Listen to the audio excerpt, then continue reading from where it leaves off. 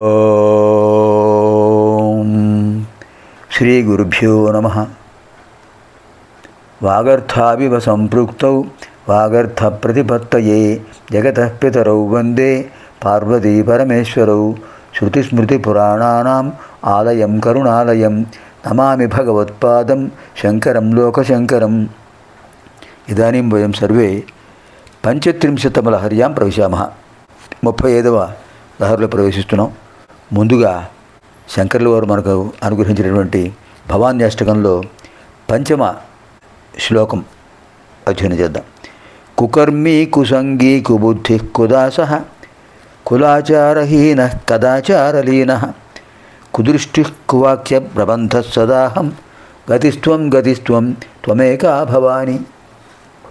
ఎంత అద్భుతమైన శ్లోకం అండి.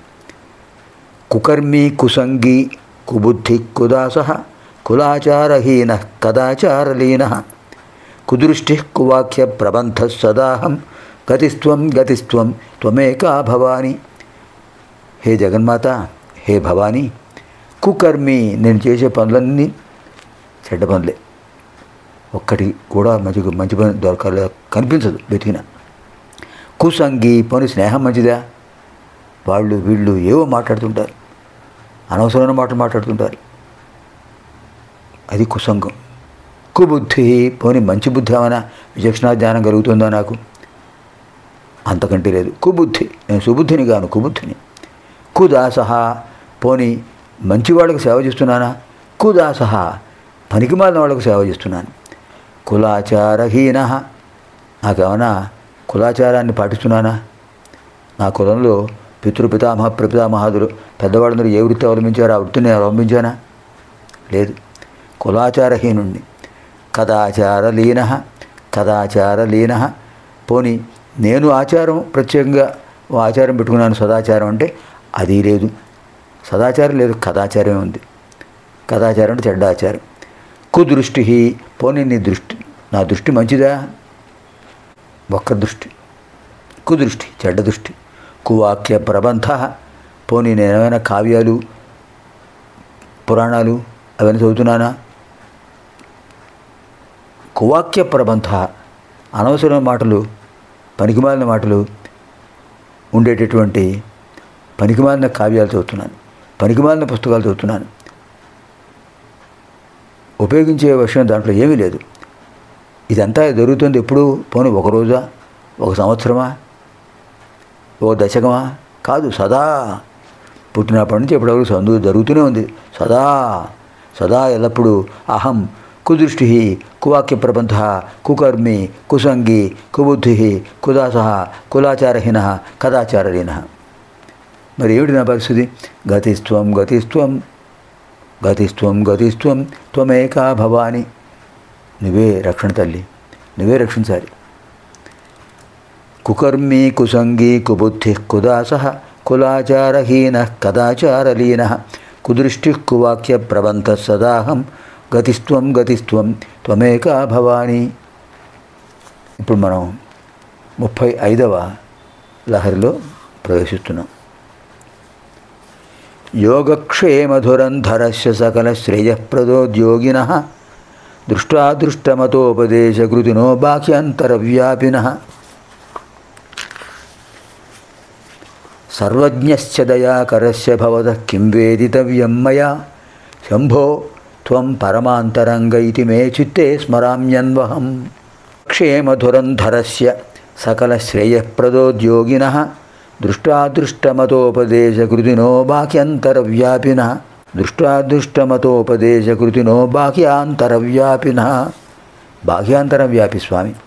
సర్వజ్ఞస్య దయాకరస్య భవతః కిం వేదితవ్యం మయా శంభో త్వం పరమాంతరంగ ఇతి మే చిత్తే స్మరామ్యన్వహం. హే శంభో, యోగక్షేమ ధురంధరస్య, భక్తుల యోగక్షేమాలు మీరే వహిస్తారు కదా.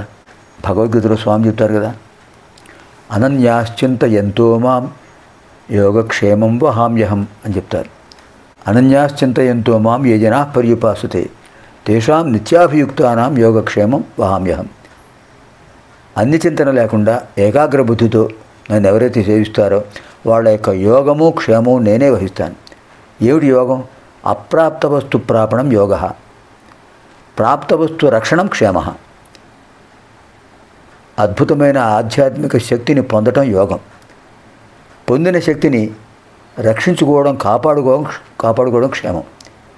ఈ రెండూ మనకి సాధ్యమా? మనం చేయగలమా? కానీ పరమేశ్వరుడు ఆ బాధ్యత కూడా తీసుకున్నాడు. ఆయన యోగక్షేమం వహామ్యహం అదే చెప్తున్నారు ఇక్కడ. ఆ స్వామి మన యోగక్షేమాలన్నీ ఆయన వహిస్తున్నారు. అలభ్యలాభో యోగ, క్షేమో లబ్ధస్య పాలనం, సకల శ్రేయ ప్రదోద్యోగిన. పైగా ఎవరికి ఏ శుభాలు కలిగించాలో అవి ఇస్తున్నారు మీరు. దృష్టాదృష్ట మతోపదేశకృతిన. కనిపించే లోకం ఇది, కనిపించని లోకం పరలోకం. దృష్ట అదృష్ట. ఈ లోకంలోనూ పరలోకంలోనూ కూడా ఏం కావాలి, ఏం ఉపదేశం చేయాలి, ఏం చేస్తే వీడిని రక్షించవచ్చు, అవన్నీ మీరే చెప్తున్నారు కదా స్వామి. బాహ్యాంతర వ్యాపిన. అన్నీ మీకు ఎలా తెలుసు అంటే అంతరంగంలోనూ ఉన్నారు, బహిరంగంలోనూ ఉన్నారు. అద్భుతమైన దయాస్వరూపులు మీరు. దయాకరస్య పరిపూర్ణులు మీరు, సర్వజ్ఞులు. సర్వజ్ఞస్య దయాకరస్య, దయకు నిలయం మీరు, కరుణామూర్తులు. భవతః మయా కిం వేదితవ్యం, మీకు నేను ఏం చెప్పుకోను స్వామి. అడగకుండానే అన్ని ఇస్తున్నారు. ఇంకా ఇది కావాలి అది కావాలని నేనేం చెప్పగలను? కిం వేదితవ్యం, చెప్పదగింది ఏముంది? కించిదపి నాస్తి, ఏమాత్రం లేదు. త్వం అంతరంగః ఇతి మే అన్వహం స్మరామి.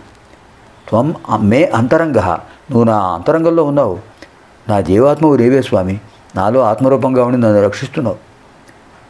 అంతకంటే నాకేం కావాలి? త్వం సర్వాంతర్యామి, సర్వజ్ఞ, సర్వశక్తిమాన్, అంతరంగ వ్యాపి, అంతరంగస్థిత. తస్మాత్ త్వామహం అనుదినం స్మరామి. అందుచేత నిన్ను అనుక్షణం స్మరిస్తాను స్వామి. హే పరమేశ్వర, చతుర్దశ భవనముల యొక్క యోగక్షేమాలు భరిస్తున్నావు కదా నువ్వు.